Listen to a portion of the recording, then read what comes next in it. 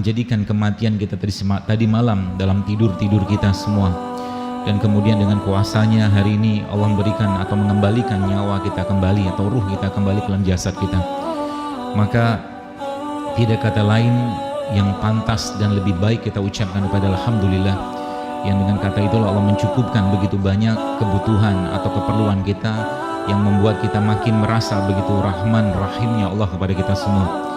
Mata yang melihat saat ini yang kita miliki, yang sedang menatap saya ataupun saya menatap Anda, kuasa Allah yang menjadikan mata itu mampu melihat karena cahaya yang ada pada matahari. Lisan kita, lisan saya saat ini bisa mengucapkan kalimat juga karena Allah yang berkehendak. Paru-paru Anda sekarang, jantung Anda, jantung kita semua bergerak, berdenyut, ya, berkembang atau mengembang, mengempis, semua Allah yang berkehendak. Darah yang ada dalam aliran darah kita saat ini, tubuh kita juga semua Allah yang perintahkan. Bahkan ketika Bapak Ibu sekalian makan tadi pagi atau mungkin saat ini, dan ketika makan tersebut masuk ke tenggorokan kita, maka tidak ada peran lagi kita di sana. Allah yang menggerakkan makanan tadi masuk ke dalam usus besar, usus kecil, ke dalam lambung sampai sebagian menjadi makanan atau sebagian menjadi bagian tubuh kita, dan sebagian lagi menjadi kotoran. Maka bersyukurlah kita sekalian dengan begitu berlimpahnya nikmat yang Allah berikan kepada kita. Maka jangan jadikan hidup kita ini menjadi hidup untuk sarana mengeluh. Jangan jadikan hidup kita ini untuk menjadi sarana untuk mengumpat. Jangan jadikan hidup kita ini menjadi cara atau tempat untuk memperbanyak musuh, tapi memperbanyak kawan atau sahabat atau orang-orang yang bisa mengajak kita mendekati Allah. Itu lebih baik, karena hidup kita ini sangat singkat. Kita sudah tahu kalimat itu, tapi seringkalinya orang bahkan justru tidak memanfaatkan hidupnya untuk membuat baik pada orang lain atau berbuat baik pada dirinya sendiri. Nabi SAW mengajarkan kepada kita semua banyak hal, ya. Rasulullah seorang yang akhlaknya, fisiknya, nasabnya Allah sempurnakan, yang dengan kita belajar, yang dengannya kita memberikan atau mendapatkan begitu banyak hikmah-hikmah dalam kehidupan. Islam yang kita dapatkan saat ini tidak lepas dari perjuangan beliau dan manusia-manusia terbaik yang menjadi pendamping beliau sallallahu alaihi wasallam. Maka kalau kita mau mencontoh, maka contohlah beliau atau contohlah sahabat-sahabat beliau. Mereka lah generasi terbaik yang disitulah Allah Subhanahu wa taala memberikan isyaratnya kepada kita semua, ya, bahwa Islam ini dibangun atas kerja keras mereka, ya, atas jerih payah mereka. Maka kita sebagai umat Islam tidak butuh motivator dari yang lain. Cukup motivator dari Islam sendiri, dan cukup motivator daripada apa yang dijajarkan oleh Nabi SAW serta para sahabat serta orang-orang soleh terlebih dahulu. Maka teman-teman sekalian, mari kita niatkan atau ikhlaskan yang kita datang ke tempat ini bukan untuk bertemu teman, bukan untuk bertemu saya, tapi untuk bertemu Allah. Mari kita ikhlaskan niat kita hari ini untuk berada di tempat ini, tempat yang mulia, di rumahnya ini, selain tidak bukan untuk meningkatkan keimanan kita, untuk menjadikan kita atau apapun yang kita rasakan, lihat, dengar, ya, menjadikan kita lebih taat kepada Allah Subhanahu wa taala. Kalau cuman kita hidup sehat, katakanlah cuman sekedar untuk mengikuti tren, atau teman kita sekarang mungkin sudah mulai hidup sehat dan kita tidak tahu untuk apa itu semua, maka sayang sekali, ya.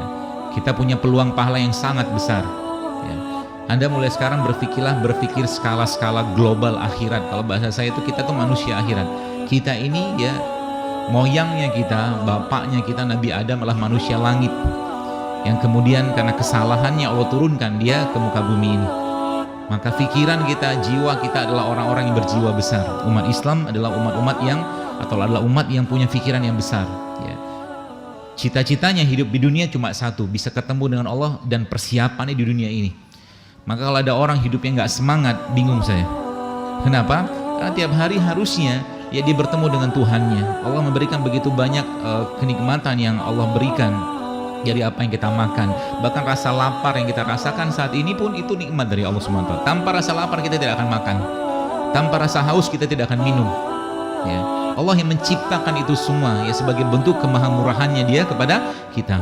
Bahkan subhanallah sekalian, kalau kita belajar di kisah-kisah orang terdahulu, Jibril alaihissalam pernah menceritakan kepada Rasulullah SAW tentang sebuah kisah di mana saat itu Fir'aun, ya, salah satu manusia yang paling durhaka yang pernah hidup di muka bumi ini. Fir'aun itu saking durhakanya apa? Diabadikan Allah dalam Al-Quran. Allah mengatakan apa? Fir'aun mengatakan, Ana Rabbukumul A'la. Saya itu Tuhan paling tinggi. Ini mana ada, belum pernah kejadian ada manusia yang ngaku Tuhan kecuali Firaun. Ya, tapi dengan PD-nya dia mengatakan seperti itu. Tapi apa yang Jibril alaihissalam ceritakan kepada Rasulullah SAW adalah suatu hal yang membuat kita merasa begitu luar biasanya kasih sayang Allah kepada hamba-hambanya. Allah berfirman kepada Jibril alaihissalam, wahai Jibril, jika engkau nanti ya mendengar Firaun ya mengatakan ya dia beriman kepadaku, ya beriman kepada Tuhannya Musa, maka aku ampuni dosanya. Ya, kata Allah. Ya. Jibril nggak mau katanya gitu. Akhirnya Jibril menceritakan dalam sebuah riwayat, dalam sebuah hadis kepada Rasulullah SAW bahwa saat Fir'aun itu Bapak sekalian sedang ditenggelamkan Allah di Laut Merah, maka Allah Subhanahu Wa Taala atau Jibril sibuk memasukkan pasir ke dalam mulutnya Fir'aun. Supaya apa? Supaya Fir'aun tidak bisa mengucapkan kalimat itu. Supaya Fir'aun tidak bisa mengucapkan kalimat bahwa dia beriman kepada Tuhannya Musa, sebab Jibril sangat tidak suka dengan manusia ini. Kenapa tidak suka? Karena manusia ini ngaku Tuhan. Ya. Tapi kuasanya Allah dan maha murahnya Allah, begitu besarnya dosa Fir'aun ini, Allah masih memberikan kesempatan kepada Fir'aun untuk bertobat. Maka ketika seseorang umur 70 tahun dan 69 tahun 363 hari dia melakukan maksiat, 69 tahun 363 hari dia bermaksiat kepada Allah, lalu 69 tahun 364 hari dia bertobat, taubatan nasuha, dan 69 tahun 365 hari tepat di usia 70 tahunnya Allah cabut nyawanya, maka Allah ampuni semua dosanya. Itu kasih sayang Allah. Ya, maka jangan jadikan hidup kita ini ya hanya sekedar cuman main-main saja. Allah Subhanahu wa Ta'ala sudah jelaskan dalam Al-Quran bahwa kita ini diciptakan Allah untuk apa? Untuk ibadah. Wa ma khalaqtul jinna wal insa illa liya'budun, kata Allah. Tidak aku ciptakan manusia ini untuk ibadah. Ibadah itu butuh fisik. Ibadah itu butuh sehat. Tidak akan mungkin Allah nyuruh kita ibadah kalau kitanya sakit-sakitan. Tidak akan mungkin Allah nyuruh kita ibadah kalau seandainya tiap hari batuk, pilek, demam segala macam. Tidak mungkin. Maka lagi-lagi mari kita luruskan niat kita untuk kita jadikan mulai hari ini niatan kita adalah menghabiskan ya, menyelesaikan atau menjalani hari-hari sisa dari hidup kita untuk ibadah, benar-benar untuk ibadah. Supaya apa? Supaya hari kita penuh kebahagiaan. Kalau ada orang hidupnya nggak bahagia, mungkin ibadah dia dengan Allah atau hubungan dia sama Allah belum baik. Kalau orang hidupnya tidak bahagia, mungkin dia belum banyak berbuat kebaikan kepada orang lain. Ya, kata kuncinya itu. Dia lebih sibuk dengan dirinya. Dia lebih sibuk dengan keluhan-keluhannya. Ya, maka juga sama dengan kesehatan. Kesehatan yang Allah berikan kepada kita semua, Bapak sekalian, harus menjadikan kita lebih taat kepada Allah Subhanahu Wa Taala. Sehat harus membuat kita lebih taat. Kalau nggak taat, mendingan sakit. Begitu. Sebab dengan sakit Allah gugurkan dosanya. Sering saya sampaikan, tidak ada gunanya Anda minum madu atau kita minum madu, infus water, minum kunyit, minum segala macam, tapi malam tidak bangun bertemu Allah. Tidak ada gunanya.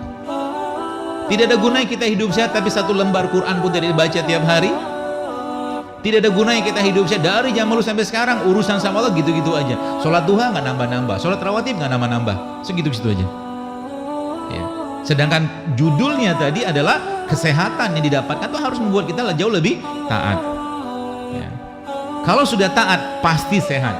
Mukmin yang menjaga imannya pasti sehat. Dia tidak akan mau marah, dia tidak akan mau fitnah, dia tidak akan mau gibah. Ya. Orang-orang yang menjaga imannya pasti dia akan dalam kondisi sehat, pasti. Dia tidak akan mau makan berlebihan, pasti seperti itu. Ya. Kenapa? Kata kuncinya ada pada keimanan. Iman seseorang itu ya akan bermula dari kolbu yang sehat, iman dan kolbu yang sehat.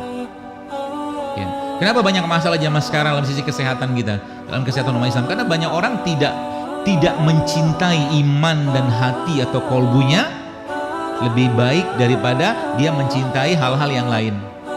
Ya, sebenarnya saya sampaikan bahwa sebenarnya kalau kita bicara tentang konsep kesehatan dalam Islam itu simple banget, simple dan sangat low budget. Kata kunci keduanya apa? Semua syariat dalam Islam menyehatkan. Semua syariat. Orang yang rutin bangun malam, orang yang rutin puasa, orang rutin sedekah, orang rutin umroh sekalian pasti sehat, nggak mungkin nggak. Gitu loh. Semua syariat menyehatkan, tapi kita tidak melakukannya untuk sehat karena kita melakukannya karena taat dan kewajiban pada Allah. Sehat itu hanya sebuah efek dari ketaatan. Seperti itu. Kalau kita lihat sekalian, kita lihat bagaimana Rasulullah SAW mengajarkan kepada kita semua tentang konsep-konsep itu. Kalau Anda atau kita sekarang diberi pilihan untuk makan sama tidak makan, ya, maka saya yakin jawabannya adalah makan. Suka makan kan? Kalau kebanyakan makan apa yang terjadi? Gemuk kan? Ya, tanda orang banyak makan apa? Gemuk, selesai kan? Jadi kalau mau sehat, jangan banyak makan. Ya. Dan Nabi SAW sudah sampaikan 1400 tahun, aku melihat fenomena di kalangan umat, kata Rasulullah SAW, banyak dari mereka yang gemuk. Banyak orang gemuk zaman sekarang? Banyak. Kenapa gemuk? Banyak makan. Ya, padahal sebenarnya kalau dia mengurangi itu ya, mengurangi berat badan sedikit, itu efeknya luar biasa banyak. Ya. Ada satu kalimat, I am a big bone. Saya itu orang yang bertulang besar. Jadi orang yang gemuk itu mereka pikir, maaf, tulangnya bertambah besar. Enggak. Ya. Orang yang bertubuh gemuk itu tulangnya sama, lemaknya bertambah. Jadi artinya apa? Artinya kalau ada orang sakit dengkul, sakit ini, sakit itu, yang dikerjakan pertama kali adalah kurangi berat badannya. Dan Nabi sudah mencontohkan bagaimana fisik Nabi yang sangat-sangat sempurna. Rasul itu kan six pack, ya kan? Hadis yang menyebutkan bahwa perutnya Nabi itu seperti batu bersusun, six pack. Kita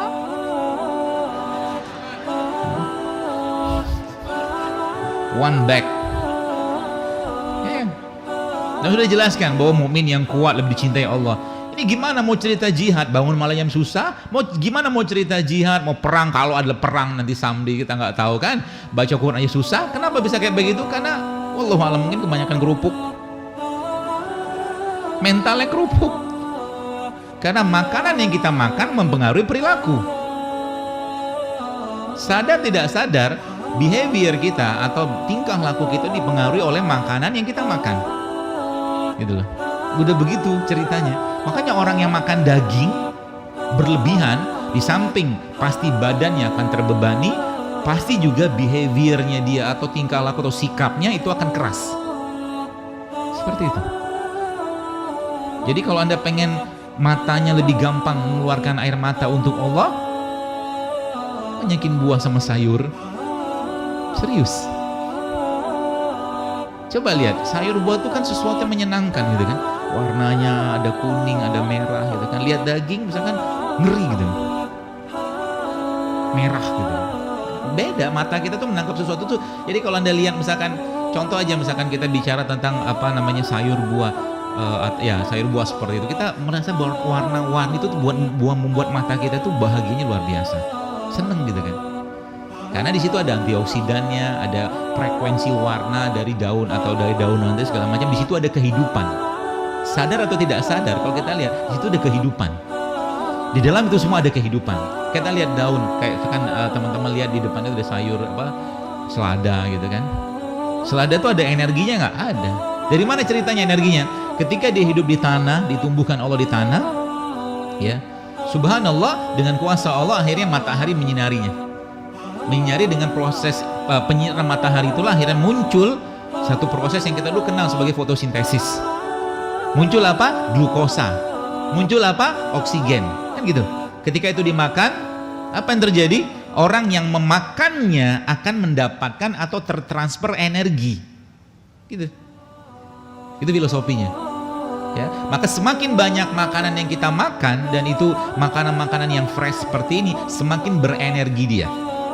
Saya bukan anti nasi padang, tapi saya tanya kepada Anda yang makan nasi padang, biasanya habis makan nasi padang apa yang terjadi? Kenapa ngantuk? Ayo, bukan kenyang loh, bukan kenyang sebenarnya. Karena yang dimakan sudah miskin enzim, miskin serat, miskin vitamin, miskin mineral. Kan gitu. Kenapa Anda makan rujak tidak ngantuk dengan porsi yang sama? Karena rujak masih banyak enzimnya. Itu loh. Iya kan? Maka sebenarnya makanan yang kita makan nanti ya judulnya juga kalau semakin dia bermasalah maka tubuh minta istirahat. Kenapa ngantuk? Wa ja'alna laila libasa. Jadi kami jadikan malam sebagai istirahat. Maksudnya apa? Tidurnya kita itu caranya Allah mengistirahatkan badan. Maka ketika orang habis makan mengantuk, sebenarnya tubuhnya minta istirahat karena makanan yang masuk tidak mampu dia olah. Seperti itu. Ya, maka di situ sebutkan Nabi mencontohkan kepada kita semua bagaimana Rasulullah SAW ketika beliau malam hari ba'da isya udah tidur. Jadi malam itu bukan waktu yang baik untuk makan.